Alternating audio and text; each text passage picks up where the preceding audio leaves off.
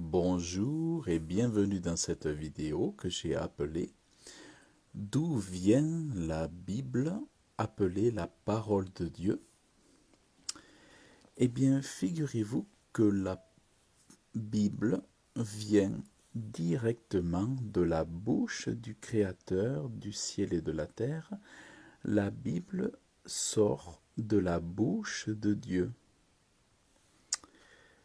Il est écrit alors. Alors, il est écrit, il faut que je le retrouve, je l'avais sous les yeux. Mieux vaut pour moi, mieux vaut pour moi la loi de ta bouche que 1000 objets d'or et d'argent. Donc, en fait, lorsque vous voyez le mot loi ici, il s'agit aussi du mot commandement, du mot parole de Dieu. Ou en fait, mieux vaut pour moi les versets de la Bible, où dans ce mot loi, en fait, on peut le remplacer voilà, par verset, par parole, par commandement, par précepte, par prescription, par ordonnance, par promesse. Dans ce mot loi sont renfermées beaucoup de choses. Mais vous savez, il est dit dans la parole de Dieu que Dieu a fait l'homme à son image, donc à l'image de Dieu. Dieu a donné aux hommes des oreilles, un cœur, des yeux, une bouche. Et donc, en effet, Dieu a une bouche de laquelle est sortie sa loi. Il est même dit que les mains de Dieu ont façonné l'homme. Vous voyez? À l'origine même, il est connu que c'est Dieu qui, à partir de la poussière, a façonné Adam, le premier homme. Donc on parle souvent, pour ceux qui sont capables de le voir, on voit qu'il est parlé parfois tantôt des mains de Dieu, parfois du cœur de Dieu, parfois il est parlé de la bouche de Dieu, parfois il est parlé de l'Esprit de Dieu, parfois il est parlé de la main de Dieu, parfois il est parlé du bras de Dieu. Parce que oui, Dieu a un corps, certes, tant que nous sommes sur terre, nous ne pouvons pas distinguer, voir le corps de Dieu, ce grand Dieu, mais Dieu a un corps. Et je dirais qu'il a un corps manifesté qui peut être transformé à volonté aussi. Évidemment, vu qu'il est le créateur du ciel et de la terre, Dieu peut se manifester également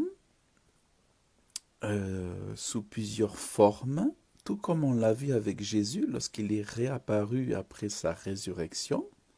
Jésus est paru sous plusieurs formes physiques, sous plusieurs apparences.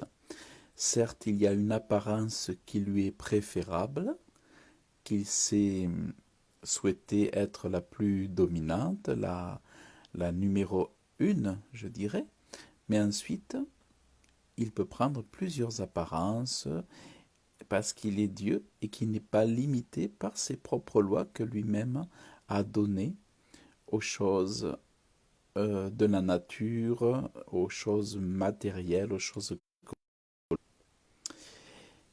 Et donc, toute la parole de Dieu, toute la Bible que nous voyons ici, sort de la bouche de Dieu. Elle ne sort pas de la bouche des hommes. Par contre, il est vrai que ce sont des hommes qui l'ont écrit avec leurs bras, avec leurs mains, qui nous l'ont, par leur travail, qui nous l'ont retransmise. Donc c'est très intéressant de savoir, très important aussi, que les hommes sachent que la parole de Dieu ne vient pas des hommes, mais elle vient de la bouche même. La bouche qui est au milieu du visage, elle vient de la bouche même du Créateur de Dieu. Mieux vaut pour moi la loi de ta bouche. Vous voyez, ça c'est très important que chacun le sache.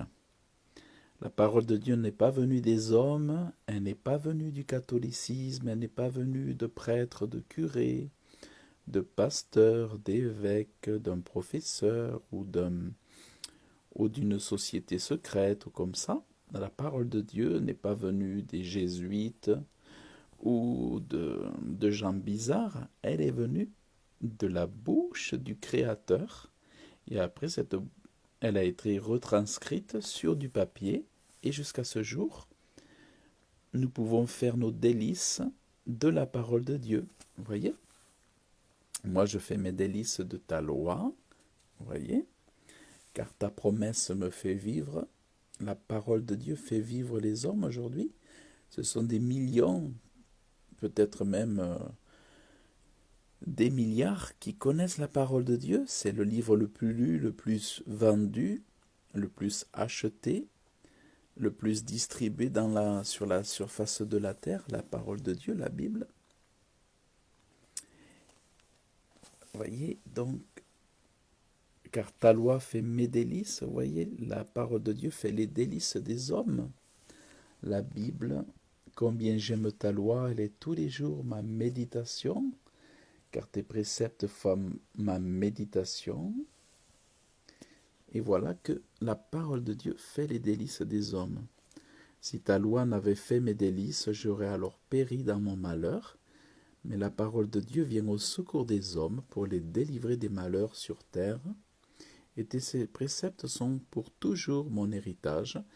Et la parole de Dieu est un héritage pour les hommes qui la reçoivent, qui en font leur trésor, leur délice.